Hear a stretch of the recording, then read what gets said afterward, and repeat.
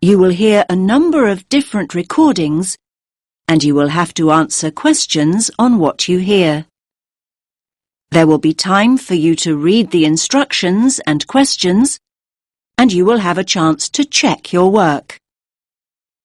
All the recordings will be played once only. The test is in 4 sections.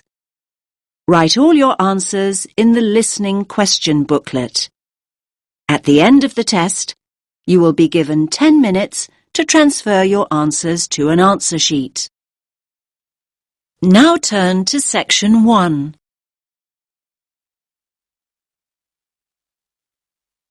You will hear 2 students talking about libraries. First, you have some time to look at questions 1 to 5.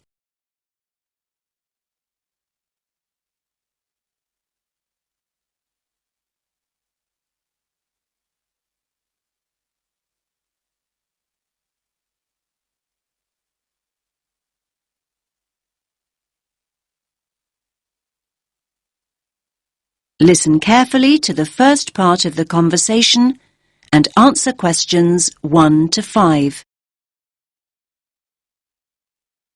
Hi there, Tim. You look tired. Hi, Zara. I am tired. Well, it is SWAT-vac after all. SWAT-vac? Ah, yes, of course. Exam period. Don't remind me. I'm pretty exhausted myself. I'm finding it very difficult to study. It's so noisy where I live. I can't concentrate with all that traffic outside. I definitely need to find a quieter place to study. Me too. Actually, I've just downloaded some information about the best libraries in the city. Take a look at this. It's the Bailey Library. The Bailey Library?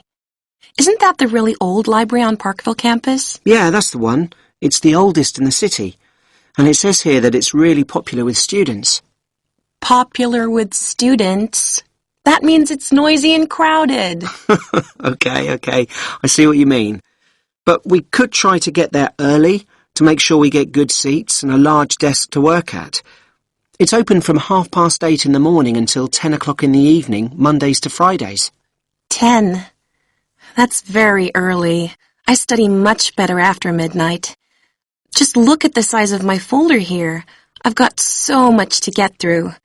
Basically, I need to be in the library 24/7 to get all my revision done. Now, if the Bailey is that popular, it must be open at weekends. Yes, of course it is. It opens at 11 o'clock, in fact, and it closes at 5 p.m. Great. Not exactly what I call ideal for late-night study. Count me out. Okay. Here's another one. The Brown Library. Yeah. I think I've gone past it a couple of times. It's close to Stratton Street, right? Yes, Stratton Street and Royal Parade. Royal Parade? Well, that's convenient for me. My apartment's just a few minutes' walk from there. When's it open? Well, it says here it opens at 7 in the morning, and you'll be pleased to hear that it closes well after midnight, 2 a.m. in fact.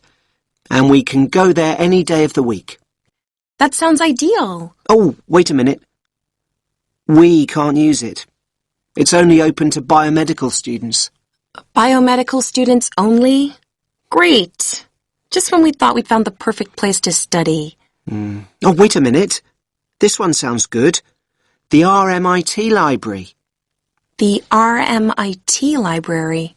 I've never heard of it. Where is it? It's on Swan Street, near the Central Bus Station. Swan Street. Ah, yes, I know where that is. It's a really long street, though. Do you have a number? Yes, number 360 Swan Street.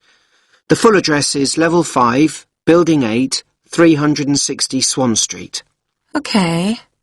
I think we'd need to get the bus there, but that's not a problem. So when's it open? It's open from 10 till midnight on weekdays. And what about weekends? 10 in the morning, but it closes at 6 o'clock on Saturdays and Sundays. But listen, it says here it has excellent computer and internet facilities. I like the sound of that. Me too. In fact, I like the sound of it so much, I think I'll take advantage of their excellent computer facilities right here and now. And how exactly are you going to do that? Your laptop isn't working. I know. So can I borrow yours? Now you have some time to look at questions 6 to 10.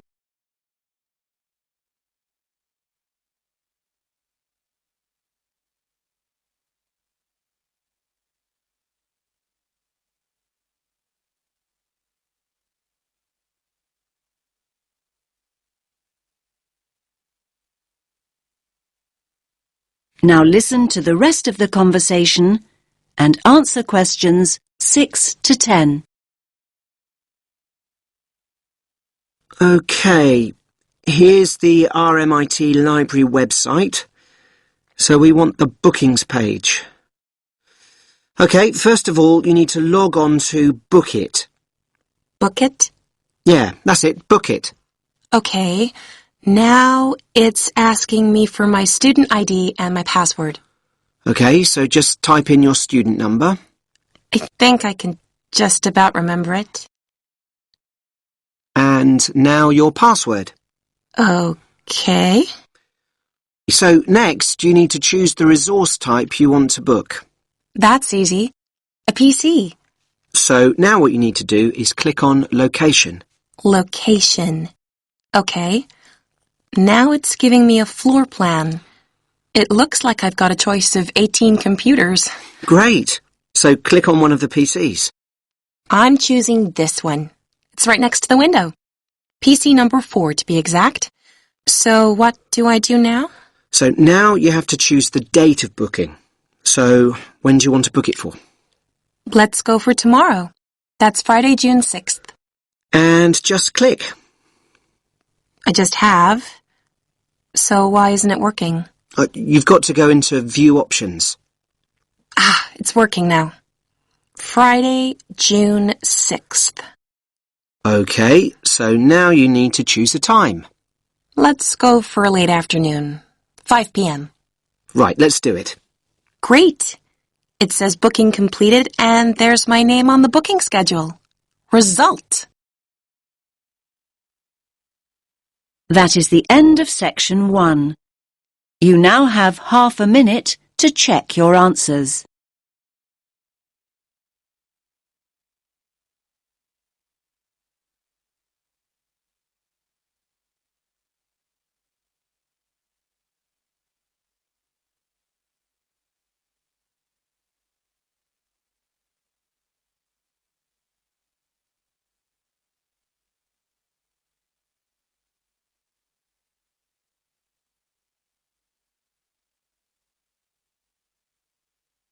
Track 6.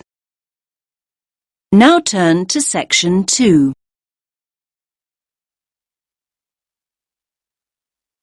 You will hear a guide talking about a tourist program. First, you have some time to look at questions 11 to 14.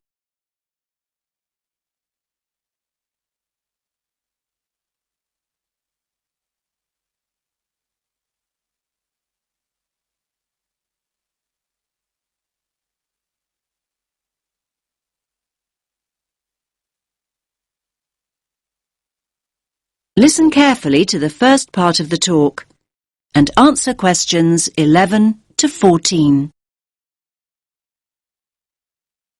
Welcome to all of you. Can everyone see me and hear me? Good. My name's Kathy, and I'm here to tell you about the special programme of events going on here at the Royal Observatory.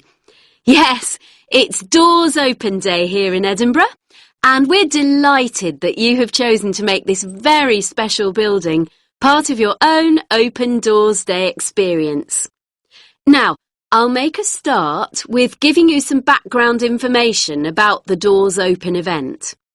Doors Open takes place every year in September, and the observatory is one of the many buildings, 112 of them in fact, that open their doors to visitors for one weekend. And yes, there's absolutely no charge. It's all completely free. The observatory has been involved in this event for more than 20 years. And every year, we attract more and more visitors, like you, who want to find out more about great buildings in the city. And hopefully, you'll leave with a better understanding of the universe too. OK, now let's run through today's programme of events. There are many activities to choose from, so make sure you make the most of your visit. Now, there will be planetarium shows throughout the day. Now, these will run 4 times, both today and tomorrow, Sunday. These are popular, so please note that we're operating a booking system for these shows. Tickets for the 2 shows we're running this morning, the first showing at 10:30 and the second at 11:30, will be available on a first-come, first-served basis here at the information point. Tickets for the 2 afternoon shows at 2 p.m. and then at 3 p.m. will be released later on at midday. So booking is essential as spaces go very quickly. Now you have some time to look at questions 15 to 20.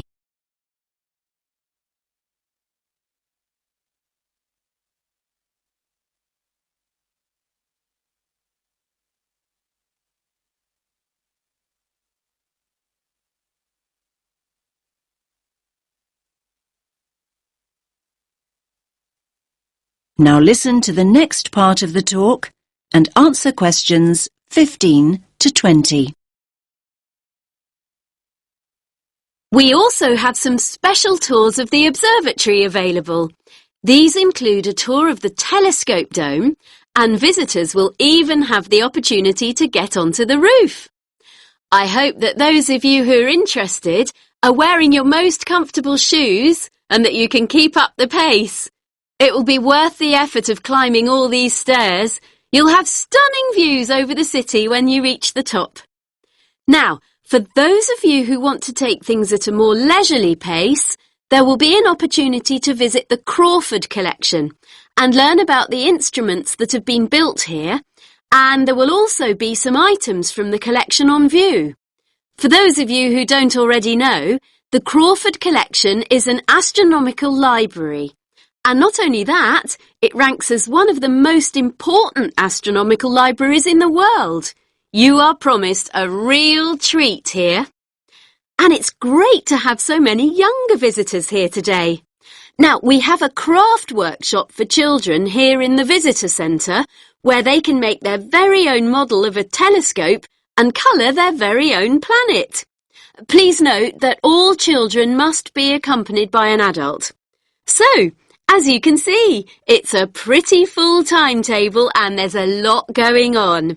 Now, any questions? That is the end of section 2.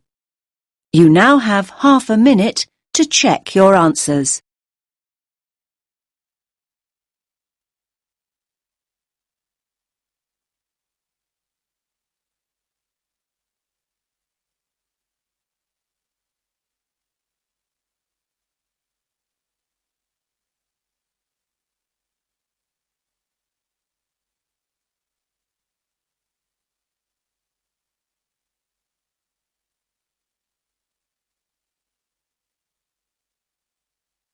Track 7.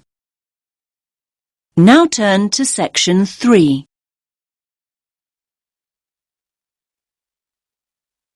You will hear 3 students discussing the issue of waste deposited in space. First, you have some time to look at questions 21 to 23.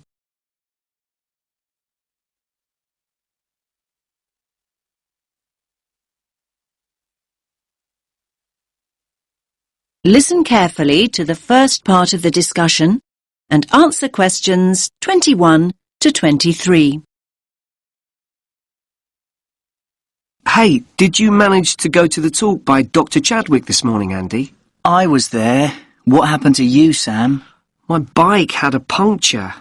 Seriously. Anyway, Ruth, I bet you took some notes. Can you fill me in? Sure. It was all about space junk. Really interesting, actually. I mean, I knew about how much rubbish humans are dumping here on planet Earth, but I had no idea how much junk there is flying around in space. Did you know that there are literally millions of pieces of rubbish orbiting the Earth as we speak? Not until now, I didn't. They reckon that around 100 tons of very small objects, like mainly dust, drops on Earth every single day. Yes, that's what she said. I thought space junk was all man-made. I can't believe they know so accurately how much is actually out there. Do they track and monitor it all the time? Yeah, they do. According to the talk, there are nearly 25,000 objects, larger than 10 centimetres in diameter, now orbiting the Earth. And what does all this space junk consist of?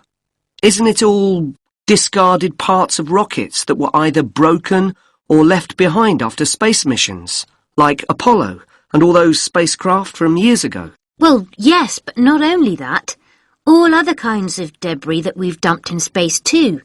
Anything from dead satellites to loose metal screws. There are even tiny particles of paint and liquid coolant. You now have some time to look at questions 24 to 26.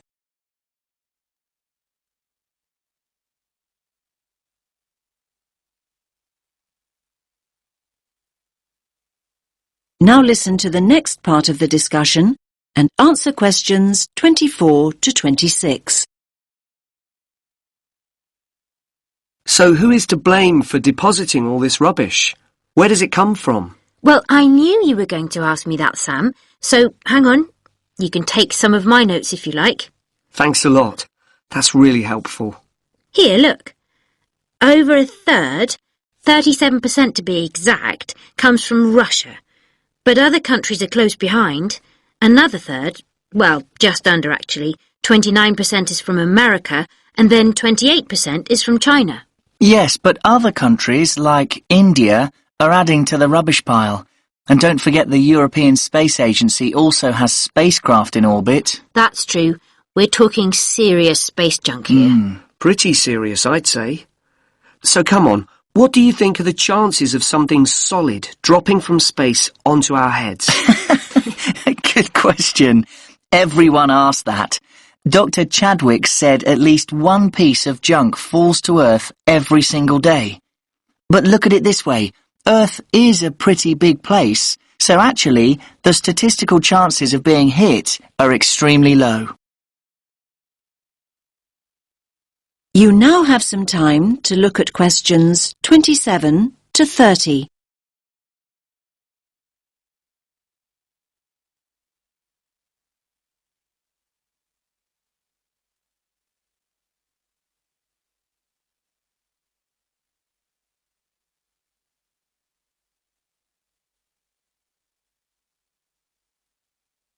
Now listen to the rest of the discussion and answer questions 27 to 30. So are you saying I'm more likely to win the lottery? Well, just think about it. 2/3 of the Earth is ocean. That's true. But in time, almost all these pieces of rubbish will fall to Earth because the object's orbit is decreased by its gravitational pull. But the good news is that they don't cause any serious damage. You know, they can't actually survive the heat generated on re-entry. They simply burn away. But that's not always the case. There are exceptions. Chunks of the United States UARS satellite recently fell into the Pacific Ocean. The UARS satellite? It was this 6-ton satellite launched by the Space Shuttle Discovery way back in 1991. So it had been up in space for 20 years, but stopped working in 2005. It weighed 5,700 kilos. And that's about the same as a double-decker bus, apparently. And, just check my notes. Here it is, yes. The largest of these great big chunks that fell into the sea weighed about 158 kilograms. Think of the weight of an adult gorilla, Sam, and you get the picture. A nice soft landing, then. Dr. Chadwick said, imagine a couple of washing machines tied together and travelling at 100 miles per hour, and you'll get an idea. Oh, and do you remember Skylab? That was another US space station, and it fell to Earth at least 3 decades ago, in 1979. It fell into the Indian Ocean and the deserts of Western Australia. According to what I wrote down, that particular space junk weighed 100 tons. And let's not forget Mir, the Russian space station. Mir weighed 135 tons, far, far larger than UARS, and it fell to Earth in 2001. It plunged straight into the South Pacific. All very interesting. Listen, I've got some junk of my own to sort out. My bike. That's the second puncture this week. Come on, I'll help you fix it. That is the end of section 3. You now have half a minute to check your answers.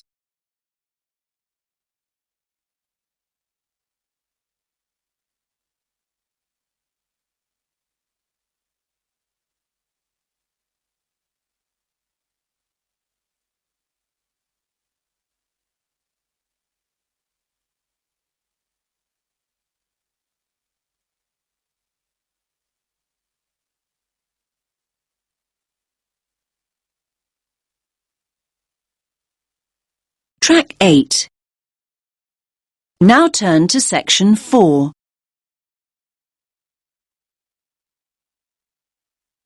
You will hear a woman talking about retail psychology. First, you have some time to look at questions 31 to 40.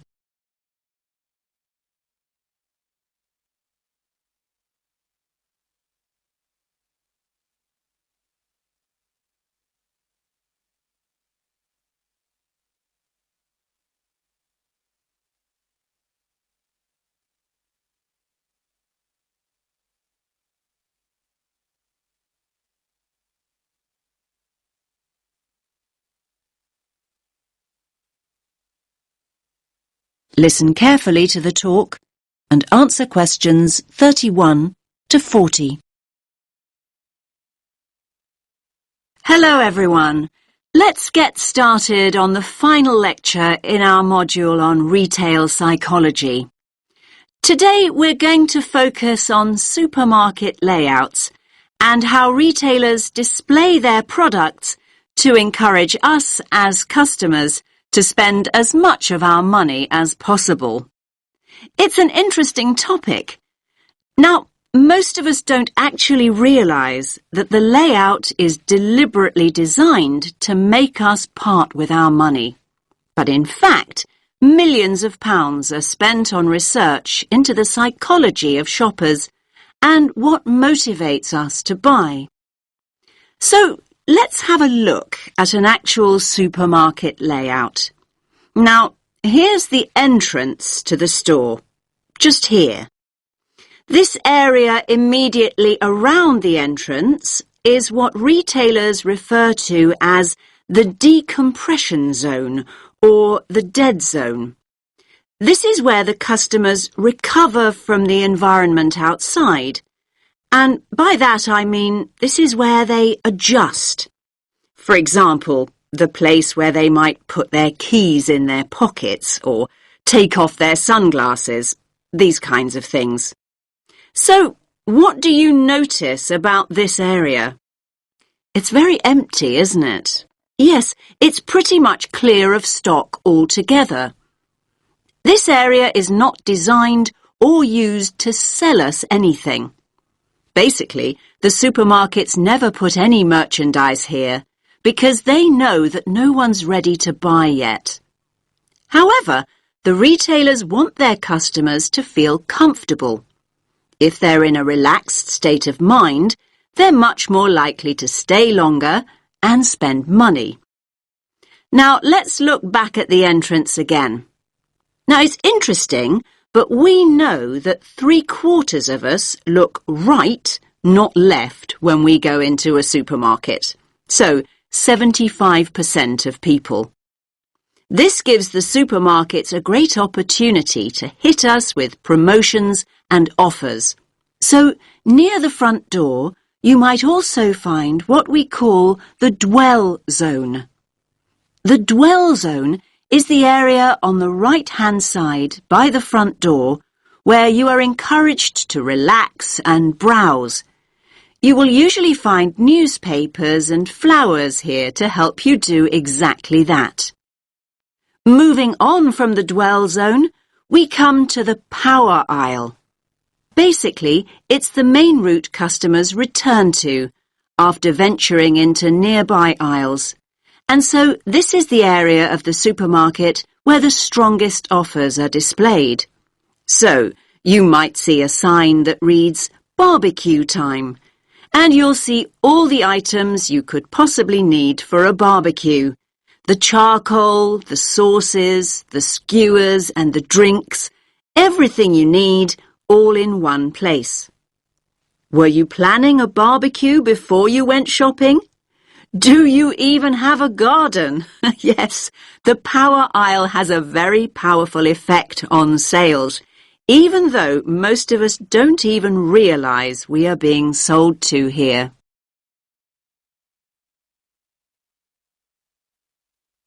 Now, let's think about fruit and vegetables for a moment. They're always located towards the front. Now, why do you think this is? Yes, fruit and vegetables are always at the front because it gives the supermarket a healthy image. And let's think back to flowers and newspapers.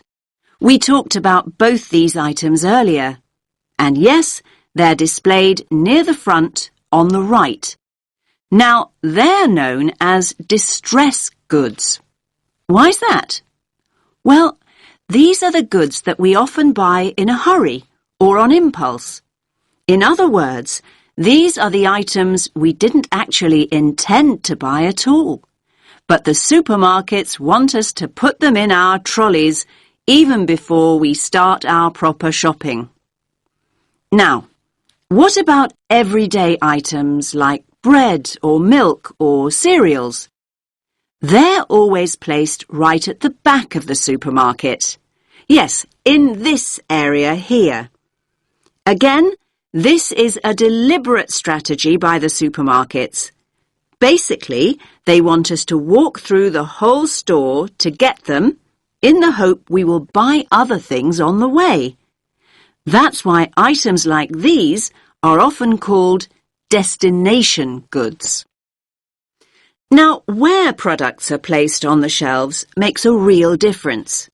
We read shelves a bit like we read a book. Our eyes go from left to right. And they want you to focus on the more expensive items, so they place them at eye level. It's often quite hard to spot items like cheap tinned food. Why is that? Well, they're normally placed very low on the shelves. Basically, the supermarkets don't want the cheapest products to be the ones you see first. Finally, let's have a look at the checkout area here. Now, we all know that sweets are deliberately placed within the reach of children at the checkout. But all kinds of things are displayed at checkouts these days. In fact, supermarkets can change what's on offer almost by the hour. It's a quick and easy way for them to rotate their stock. So, if the sun comes out, the checkout is an ideal place to display sunglasses. And if it rains, umbrellas can be placed there instead. Now, does anyone have any questions? That is the end of section 4.